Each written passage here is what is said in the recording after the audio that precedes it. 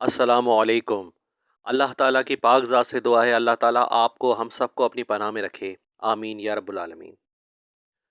قارون جو کہ بہت خوش شکل اور خوبصورت آدمی تھا، حضرت موسیٰ علیہ السلام کے چچا کا بیٹا تھا۔ اس کی وجاہت اور حسن سے متاثر ہو کر لوگ اسے منور کہا کرتے تھے۔ پھر ایسا کیا ہوا کہ وہ اللہ تعالیٰ کے عذاب کا شکار ہوا؟ اس کے لیے ویڈیو کو مکمل دیکھیں تاکہ اس سبق آموز واقعے سے آپ کو مکمل آگاہی مل سکے۔ قارون انتہائی با کمال اور توریت کا بہت بڑا عالم تھا، انتہائی با اخلاق اور ملنسار تھا۔ اس کے ملنساری اور اخلاق کے لوگ گرویدہ تھے اور اسی بنا پر اس کا بے حد ادب و احترام بھی کیا کرتے تھے۔ بے شمار دولت اس کے ہاتھ میں آتے ہی اس کے حالات میں ایک دم تغیر پیدا ہو گیا اور سامری کی طرح وہ حضرت موسیٰ علیہ السلام کا دشمن بن گیا تھا۔ وہ اعلیٰ درجے کا متکبر اور مغرور بھی ہو گیا۔ جب زکوٰۃ کا حکم نازل ہوا تو اس نے حضرت موسیٰ علیہ السلام سے کہا کہ وہ اپنے تمام مالوں میں سے زکوٰۃ نکالے گا، لیکن جب اس نے حساب لگایا اور بہت بڑی رقم کی ادائیگی اس کے سر پر پڑی تو وہ منکر ہو گیا اور اس پر حرص و بخل کا بھوت سوار ہو گیا۔ وہ بنی اسرائیل کو بہکانے لگا کہ حضرت موسیٰ علیہ السلام تم لوگوں کے مال کو لینا چاہتے ہیں۔ قارون نے لوگوں کو حضرت موسیٰ علیہ السلام سے متنفر کرنے کے لیے ایک اور چال چلی۔ ایک عورت کو بہت سارا مال دے کر آمادہ کیا کہ وہ آپ علیہ السلام پر بدکاری کا الزام لگائے۔ ایک روز حضرت موسیٰ علیہ السلام وعظ فرما رہے تھے، تب قارون نے کہا کہ آپ نے فلاں فلاں عورت کے ساتھ بدکاری کی ہے۔ حضرت موسیٰ علیہ السلام نے کہا اس عورت کو سامنے لاؤ۔ وہ عورت جب حضرت موسیٰ علیہ السلام کے سامنے آئی تو حضرت موسیٰ علیہ السلام نے فرمایا، اے عورت، اس اللہ کی قسم جس نے بنی اسرائیل کے لیے دریا کو پھاڑ دیا اور عافیت و سلامتی کے ساتھ دریا کے پار کرا کر فرعون سے نجات دلوائی، سچ سچ بتا کہ کیا واقعہ ہے۔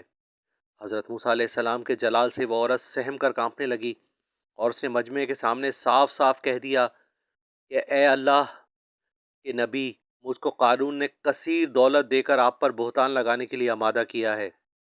اس وقت حضرت موسیٰ علیہ السلام سجدہ شکر میں گر پڑے۔ آپ علیہ السلام عابدیدہ تھے اور بحالت سجدہ آپ نے یہ دعا مانگی، یا اللہ قارون پر اپنا قہر و غضب نازل فرما۔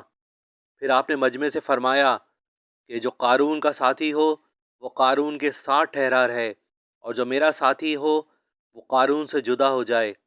دو خبیثوں کے سوا تمام بنی اسرائیل قارون سے الگ ہو گئے۔ حضرت موسیٰ علیہ السلام نے زمین کو حکم دیا، اے زمین تو اس کو پکڑ لے، تو قارون ایک دم گھٹنوں تک زمین میں دھنس گیا۔ پھر آپ نے دوبارہ زمین سے یہی فرمایا تو وہ کمر تک دھنس گیا۔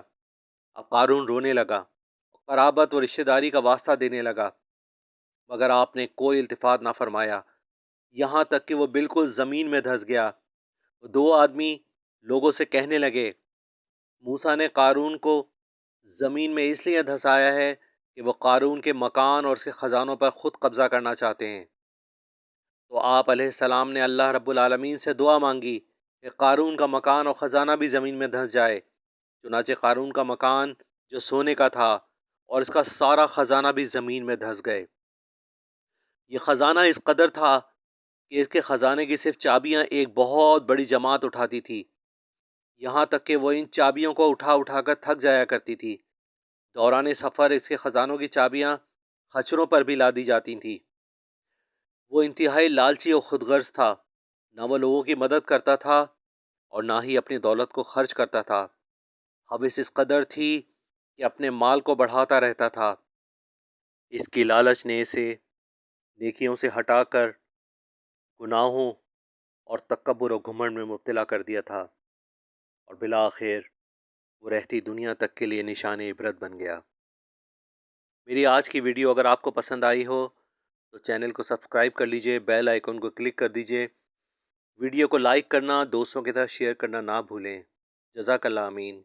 اللہ حافظ، ملتے ہیں اگلی ویڈیو میں۔